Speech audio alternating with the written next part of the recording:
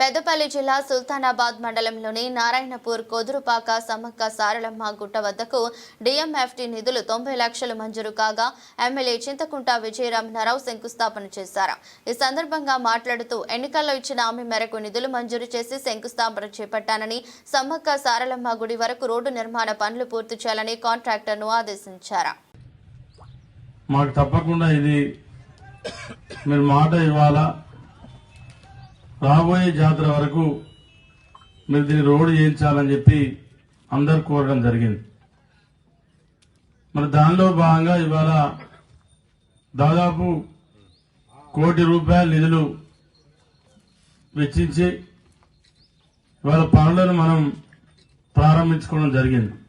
ఎందుకంటే ఇది 10 ఏళ్ళ నుండి వచ్చేటువంటి 3L కాలువ. ఇది పూర్తి 10 ఏళ్లకు టేలెంట్ ప్రాంతం.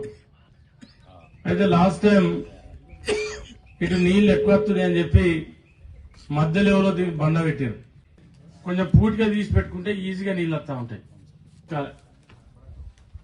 మన ఉద్దేశం ఏంటి, రైతు అనేటోళ్ళకి బతకాలి, రైతుకు సమృద్ధిగా నీళ్లు రావాలి, రైతులకు వడ్లు అమ్ముకుంటే వడ్ల కటింగ్ ఉండద్దు. ఇవన్నీ నేను చేసే పనులు. మీకు ఏది సంతోషంగా ఉంటే అది చేసే ప్రయత్నం చేస్తున్నాను అంతే. కానీ పత్తులు వీకేదో తొందరగా మక్క పిల్లలు పెట్టారు. చూడండి ఎట్లెట్లా లేట్ అయిందో అట్లా రోగాలు వచ్చినాయి. నీకు ఆరిద్రలో పోసిన 25 బస్తాల కంటే ఎక్కువ వెళ్ళలే. ఇక కనీసం మురుగేశ్వర 30 బస్తాలు వెళ్ళాయి, కానీ ఆరిద్రలో పోసిన కదా 25 బస్తాలు వెళ్ళలే. అలా విషయం ఎకరానికి 3 బస్తాల యూరియా కంటే ఎక్కువ వేయం. అంతకుముందు మనం నాటేసినప్పుడు 1/2 బస్తా వేసేది. ఏది 1/2 బస్తా యూరియా, 1/2 బస్తా కోరమండలన డిఏపీ కలిపి ఏది నాటేసినప్పుడు తల్లేదు కూడా సముడు భూమిగా మారుతా ఉన్నాయి. అంటే సేంద్రియ ఎరువులు తగ్గించి రసాయన ఎరువులను మన ఇష్టానుసారంగా ఇస్తా ఉన్నాం. అంటే కాదు సమ్మక్క 27, 28, 29 స్టార్టింగ్. సరే 26 జనవరి లోపలనే ఈ బీటీ రోడ్ నిర్మాణం కంప్లీట్ కావాలని నేనైతే స్ట్రిక్ట్ గా చెప్పిన వాళ్ళకి గట్టిగా.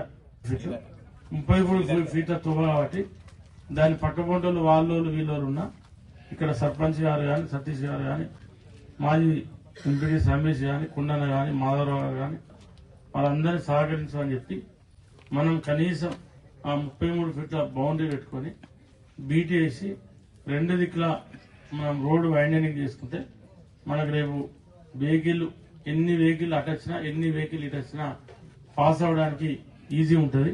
కొంచెం మీరు ఆలోచన చేయాలి. నేను ఇప్పుడు వస్తా అంటే అన్ని కేజీలు గీతలు కనబడతాయి నాకు రోడ్డు మీద. ఒక అసోసియేషన్ ఉంటాయి. అన్ని గ్రామాలలో ట్రాక్టర్లను పిలిచి వాళ్ళకి స్ట్రిక్ట్ గా చెప్పి వాళ్ళకి ఫస్ట్ ఎంత ఫైన్, రెండోసారి ఎంత ఫైన్ అనేది స్ట్రిక్ట్ గా చెప్పండి. ఎమ్మెల్యే గారి అన్నైనా, తమ్ముడైనా, బావైనా, బామ్మరైనా, మా సొంత కార్యకర్త అయినా వాళ్ళు ఎవ్వరి పైరవి పనిచేయరు. నీకే స్ట్రిక్ట్ చెప్తున్నా, ఏ ట్రాక్టర్ కేజీ విలిసి పెట్టుకొని రోడ్ ఎక్కద్దు.